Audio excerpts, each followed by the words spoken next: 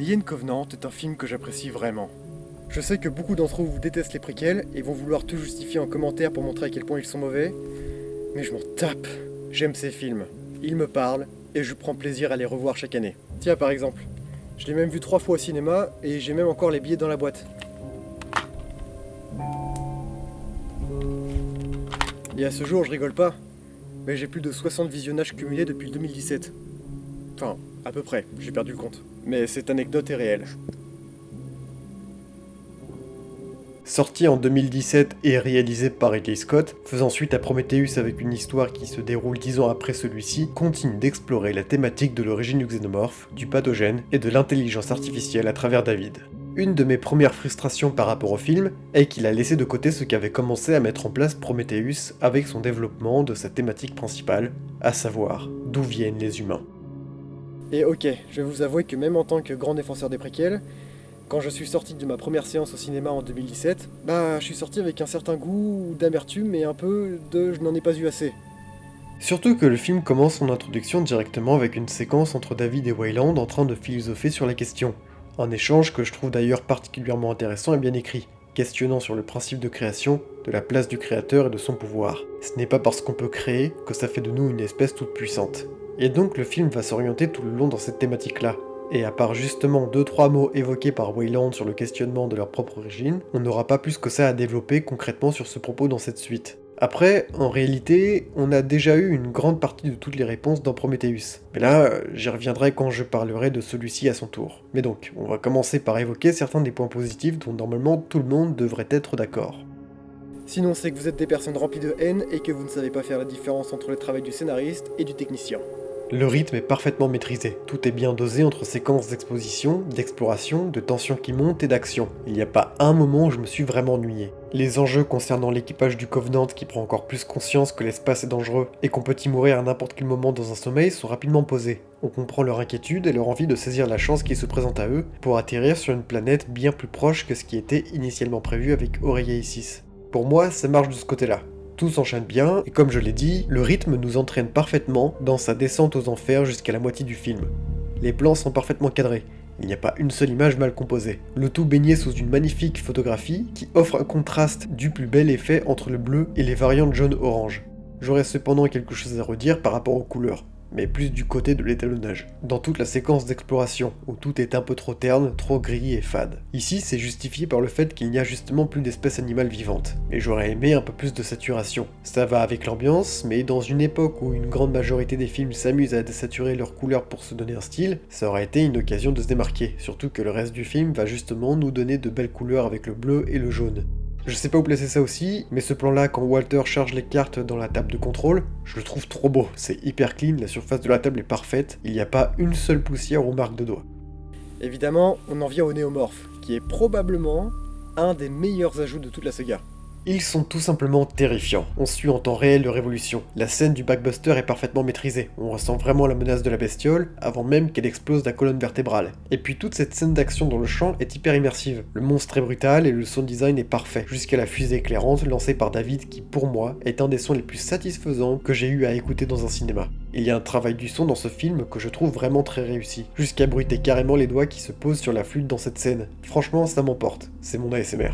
Et malheureusement, une de mes frustrations avec le film, c'est d'avoir appris à l'époque qu'une scène qui devait faire confronter le néomorphe contre le xénomorphe avait été retirée du scénario. Elle devait démontrer la supériorité de ce dernier. Bon, je pense que la scène aurait duré à peine quelques secondes, un peu à la manière du Super Predator contre le fugitif, mais ça n'aurait pas été de refus quand même. Malgré le fait que les ingénieurs ont pas mal été mis de côté dans cette suite, j'ai énormément pris plaisir à suivre le film, à découvrir le néomorphe, redécouvrir le xénomorphe, et enfin développer encore plus le potentiel de David qui est là aussi particulièrement intéressant. Et Scott l'a bien compris, David est l'intérêt des préquels. Il en est le fil rouge et ça marche. Brillamment interprété par Michael Fassbender, il donne vie au synthétique avec une certaine crédibilité malsaine et fascinante, et arrive en plus à jouer son alter ego, lui aussi un synthétique, mais avec d'autres convictions. Donc un jeu qui se veut normalement très similaire, mais demandant beaucoup de subtilité pour démarquer les deux personnages, et on y croit. Rentrons un peu dans le vif du sujet. Le xénomorphe. Un aspect très controversé, notamment par son nouveau design, mais aussi par la découverte de son origine. Qui est là ?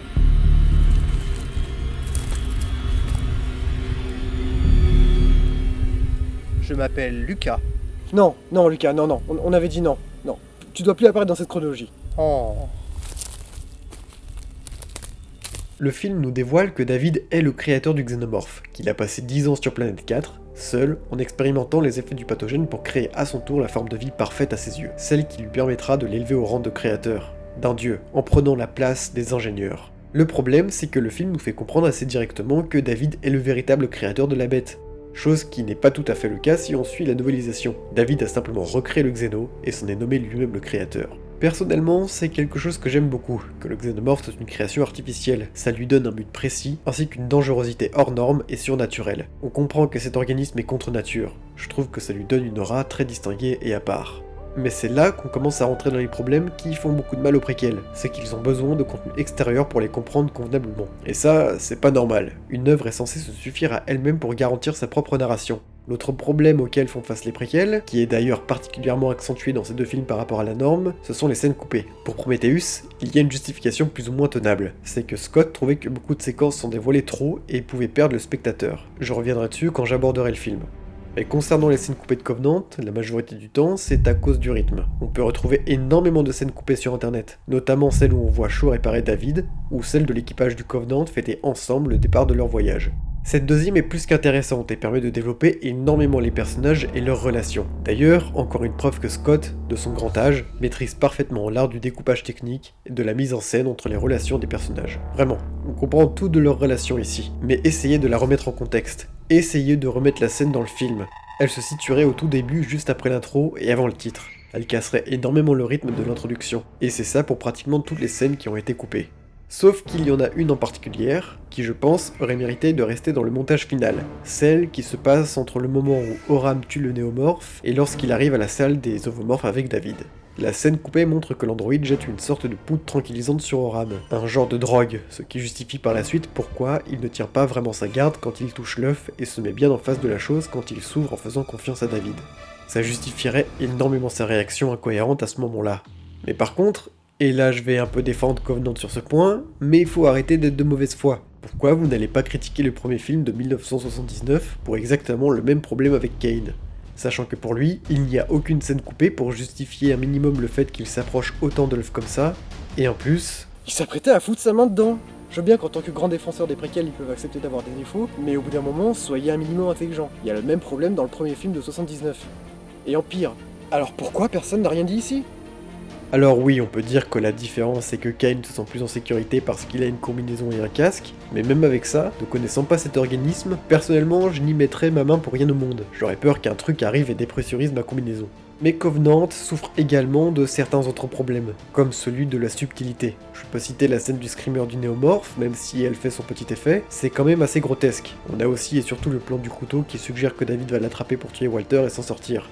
Franchement, ça casse tout le suspense par la suite. Dès qu'on voit ce plan, on sait pertinemment qu'une fois de nouveau à bord du Covenant, il ne s'agit plus de Walter. Donc à la révélation finale ici, il n'y a plus de surprise. Tellement dommage parce que le moment où il se dévoile à Daniels, il a un vrai côté psychopathe qui fonctionne tellement bien. Je pense qu'il y avait plus subtil à faire que de filmer le couteau de cette manière. Dès ce plan, tout le dernier build-up de la fin ne fonctionne plus. Et pourtant, c'est un peu, je crois, les seules choses qui m'ont dérangé dans le film concernant le script. Techniquement, l'œuvre est presque irréprochable. Oui, parce que là malheureusement, c'est étrangement inégal. Et là où ça ne va pas, c'est au niveau des images de synthèse concernant les créatures. Plus précisément sur le xénomorphe. Alors, j'ai toujours adoré le travail de la 3D au cinéma, ça me passionne, mais concernant Alien, en tant que spectateur, on a besoin de ressentir le monstre. Il nous faut la présence d'effets pratiques, on veut du réel. Évidemment, avec les avancées techniques, on ne peut échapper à la 3D. Ce n'est pas le problème, on peut toujours accepter de voir un mélange CGI et effets pratiques. Alien 4 l'avait plutôt bien fait. Mais Covenant, lui, a opté pour le tout CGI. Des animatroniques et costumes avaient été utilisés sur le plateau, mais ils servaient de référence pour les animateurs. L'avantage de ce choix est qu'on a pu voir tout au long un xénomorphe parfaitement libre de ses mouvements, rapide et vorace. Jamais un xénomorphe n'aura semblé être aussi puissant dans un film Alien. Mais c'est là le problème, il est filmé comme un monstre. On se sent un peu extérieur à lui, on n'arrive pas réellement à ressentir sa présence. Sa 3D est très belle, notamment sur le plan culte du film, ou encore ici quand il se met à courir pour rejoindre la plateforme, c'est particulièrement propre. Ce plan-là aussi, que personnellement j'adore quand il regarde David sur l'écran, ou encore dans le hangar, il est parfaitement incrusté. Mais on n'a jamais vraiment de gros plans sur lui, il n'y a plus de séquences presque intimistes en sa présence, on perd toute la fascination et le malaise qui l'entourait. Et quand je dis qu'on a du mal à le ressentir, ça s'accentue justement à cause de certains plans. Celui-ci par exemple qui fait hyper cliché. Pour moi, ça l'humanise trop. Ça donne un effet un peu trop scripté et peu naturel. Mais surtout, ce plan-là, qui à l'époque m'avait fait beaucoup de mal et m'avait donné des craintes quant à la qualité des effets spéciaux de Covenant. En fait, cette séquence avait drop sur internet en tant que mini teaser quelques semaines avant la sortie au cinéma. Et j'avais déjà remarqué ce problème d'image de synthèse, avec ces tubes dorsaux qui passent à travers le pont du vaisseau, sans même se plier. Je m'étais dit à l'époque qu'avec de la chance, ils vont corriger ça avant la sortie dans le monde. Et malheureusement, non. C'est vraiment à partir de ce moment-là que je me suis rendu compte que la 3D, même si j'adorais ça, pouvait avoir encore plus de faiblesses que ce que j'imaginais. Et à avoir remarqué ça, je vois ce genre de défaut absolument partout, et dans tout type de film. Là, Megatron avec son pied qui passe à travers le décor, je vais pas tous les citer mais les films Transformers en sont remplis. On a aussi The Predator, quand le bras de l'hybride juste ici traverse le rebord de la fenêtre. Je vais pas m'attarder dessus, mais voilà, c'est un des plus gros problèmes techniques qui me dérange dans le film. Et enfin, un autre défaut pour moi, qui va là se tourner du côté du montage, c'est par rapport au point de vue de l'alien. Faut le voir. Mais en fait, ces plans sont en accéléré. On le remarque surtout avec les lumières qui clignotent rapidement. Je ne sais pas si c'est un effet voulu pour donner un style, ou juste pour montrer que l'alien se déplace très rapidement parce que lors du montage, ils auraient trouvé que la caméra n'avance pas assez vite. Mais quand on s'en rend compte, ça crée un décalage assez grotesque. J'ai cette sensation que le montage de la fin a vachement été rushé. Il y a aussi là où le facehugger attaque. Ce plan-là est coupé. Il est fait en 2 temps et je comprends pas pourquoi. Ça me saute aux yeux à chaque visionnage. Je chipote certainement, mais je préfère évoquer ici tout ce qui peut me déranger. Pour rester sur le xénomorphe, personnellement, j'aime vraiment ce nouveau design. Grand, fin, avec une posture très humaine quand il se met à marcher normalement. Ça le rend vraiment terrifiant. Je me souviens encore au cinéma quand on était arrivé à ce plan-là. Ça m'avait assez secoué. C'était inhabituel et malaisant de le voir comme ça. Et c'est ça que j'aurais voulu voir plus dans le film. Pareil pour sa forme de Chestbuster. J'ai adoré la scène, j'avais presque lâché une larme. Là, il est vraiment filmé avec fascination, et on ressent une certaine fragilité dans sa perfection. J'aurais voulu que le film continue dans cette direction. Après, j'avoue, on perd beaucoup de son côté biomécanique. Il a un exosquelette plus lisse, mais je trouve encore que c'est acceptable. Malheureusement, le tout CGI est un grand problème du film. Pourtant, ce n'est pas non plus nul. Ça a parfaitement fonctionné avec le néomorphe. Mais si ça a fonctionné avec lui, c'est justement entre autres parce que c'était une nouvelle créature. Donc c'était plus facile en tant que spectateur de l'accepter. Après, peut-on réellement s'en prendre à Scott d'avoir incorporé le xénomorphe dans Covenant? On ne peut pas toujours rejeter la faute sur lui. Il faut savoir qu'il voulait à la base faire encore 2 suites au minimum. Et qu'il ne voulait pas mettre la créature aussitôt dans ses préquels. Les fans ont forcé. Et le studio lui a aussi suggéré fortement de le faire revenir. Bonne ou mauvaise chose? Je ne sais pas. Mais ce qui est sûr, c'est que ça a forcé Scott et son scénariste à condenser tout leur plan de développement pour cette saga. Même si Ridley est l'exécutant, je pense fortement qu'en tant que fan, on a une part de responsabilité envers les univers qui nous sont chers. Il faut accepter qu'ils puissent évoluer dans de nouveaux terrains. Parfois, ça ne plaît pas, oui, mais ici, en l'occurrence, à cause de ça, on ne verra probablement jamais de suite à cette histoire. Et je ne peux m'empêcher de penser dans un coin de la tête que la présence du xénomorphe dans Covenant n'est là que pour le fanservice. Et regardez ce qu'on a eu par la suite, Alien Romulus, un film qui ne vit que par son fanservice. Bon, avant de terminer sur une bonne note, je vais continuer avec une autre polémique qui traîne autour du film. L'équipage du Covenant qui débarque sur Planète 4 sans combinaison. Même s'ils avaient pu analyser en amont l'atmosphère de la planète, ils ne pouvaient pas être sûrs qu'elle était clean et qu'aucune bactérie mortelle et inconnue pouvait les atteindre. Ils auraient largement pu mettre une combinaison, et les spores auraient tout de même facilement pu trouver un chemin en passant à travers le tissu par exemple. Ça aurait été intéressant je pense. Puis une fois la rencontre avec David Fett, il aurait trouvé un moyen de les manipuler pour qu'ils enlèvent leur combinaison en gagnant leur confiance dans le but d'en attirer un dans la salle des œufs. La production aurait largement pu faire en sorte de leur donner des scaphandres d'exploration. Mais bon, tant pis. C'est vraiment pas un détail qui me choque plus que ça au final, parce que si on remet tout ça en contexte, le film doit garder son rythme. Il est énormément construit sur cette base et ça se ressent. Mais je comprends aussi qu'il ne faut pas garder le rythme au profit d'une cohérence. Si je peux défendre encore les préquels sur un point qui dérange beaucoup la communauté, c'est la différence dans l'immersion visuelle et les technologies qui nous sont présentées. Déjà, concernant les hologrammes, je suis d'accord que ça fait trop. Ils sont très jolis, mais on peut s'en passer pour l'univers alien. Romulus a d'ailleurs lui aussi essayé de créer un petit lien par rapport à ça, en créant lui aussi un style d'hologramme, mais qui fonctionne de son côté beaucoup mieux pour l'univers alien. Romulus a d'excellentes idées visuelles, et ça a été une très bonne idée de sa part. Ça permet de justifier un minimum que les hologrammes peuvent exister dans la saga, même si ça reste abusé dans les préquels. Ensuite, au niveau des décors, Covenant a fait l'effort de se rapprocher un peu plus de ce qui se fait de base. L'intérieur du vaisseau est beaucoup plus détaillé, ça fait moins lisse que celui du Prometheus, et on retrouve un style qui reprend une direction familière. Et un autre dernier point, mine de rien, sur les niveaux technologiques, ça reste plutôt cohérent, notamment avec les caissons d'hypersommeil. On voit que dans Prometheus et Covenant, quand les passagers se réveillent, ils ont l'air très déshydratés, et ont besoin de vomir un bon coup. Là où dans toute la saga originale, il n'y a pas ce problème. Bon, admettons quand même que la version des préquels est plus réaliste, mais ça reste un minimum cohérent chronologiquement sur ce point-là. Scott avait vraiment envie de moderniser la saga, sans se rendre compte qu'en fait, tout le style du rétro-futuriste faisait réellement partie de l'identité visuelle de l'univers. Encore une fois, ça m'a jamais dérangé plus que ça, et je trouvais que les visuels correspondaient plutôt bien pour l'ambiance.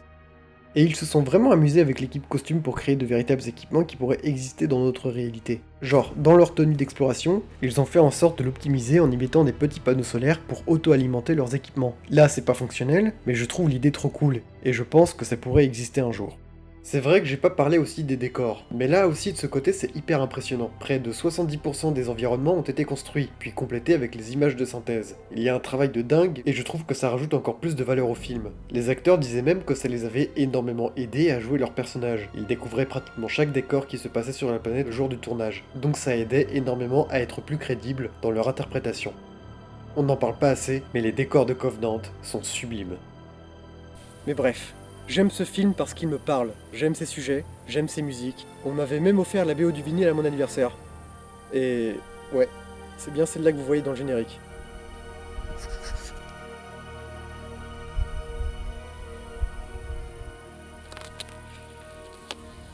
J'aime la direction que ça prend, et j'adore le personnage de David. Malgré tous ses défauts, Alien Covenant est un film que j'aime profondément. J'adhère totalement au principe du pathogène, même si parfois ça peut sembler farfelu. La DA du film est juste excellente, la scène du laboratoire de David me fascine à chaque fois. J'aurais voulu que ça dure plus longtemps et qu'on en apprenne plus sur ces 10 ans passés seuls dans cet endroit. J'aime le voir essayer de tout contrôler. Bordel, la scène du flashback est juste incroyablement bien réalisée. C'est tellement apocalyptique. Les mutations sur les ingénieurs sont à la fois atroces et impressionnantes visuellement. Et ce plan de fin, ce travelling débulé qui avance rapidement, c'en est terrifiant. On peut même rajouter un mot sur ce plan, qui reprend une peinture d'Arnold Böcklin, faite en 1883, l'île des morts, qui a aussi été reprise par Giger. Et ce n'est pas anodin, avec ces arbres qui sont des cyprès, représentant le symbole du silence et de la mort. On comprend tout de suite le lien avec la scène du film. Dans le tableau, on y voit une silhouette, entourée d'un drap blanc, qui s'apprête à être enterrée, et on ne peut penser à autre chose qu'au parallèle à faire avec Shaw, dont David préserve son corps au sein du temple, mais qui a également gravé une pierre tombale à son nom sur cette terrasse. Je voulais revenir sur un point qui me tient à cœur de souligner. C'est que Scott, en tant que réal, je dis bien en tant que réal, pas en tant que scénariste, je vous vois venir les commentaires négatifs, nous montre ici, une énième fois, qu'il est ce qui se fait de mieux au sommet d'Hollywood. Les plans larges sont vraiment magnifiques, il n'y en a pas un moins marquant qu'un autre. Sur ce point-là, c'est une vraie masterclass. Mais ça apporte aussi un inconvénient, c'est qu'on perd quand même beaucoup de ce qui fait l'ambiance claustrophobique d'Alien. Je suis toujours ouvert à de nouveaux horizons et de nouvelles manières de faire, mais je pense que pour moi, il manque des scènes plus intimistes qui font ressentir une vraie tension en présence du xénomorphe. C'est dommage de ce côté-là parce qu'avec les autres créatures, il arrive à le faire assez bien, et on ressent que Scott en a marre du xénomorphe et voulait explorer de nouveaux sujets pour cette saga. Ça rejoint mon sentiment que j'évoquais plus tôt sur le fait qu'on perçoit que Scott a été en quelque sorte forcé à impliquer la présence de l'alien dans cette suite. Alien Covenant manque de beaucoup de subtilité par moment, mais je prends toujours autant de plaisir à le revoir. J'adhère complètement à son ambition, même si parfois c'est maladroit. Ridley Scott a contribué à rendre, pour moi, une nouvelle couche de fascination qui personnellement me touche. Et dans l'immédiat, ce qui me rend assez triste, c'est qu'aujourd'hui, il n'y aura peut-être jamais de suite directe à ce film.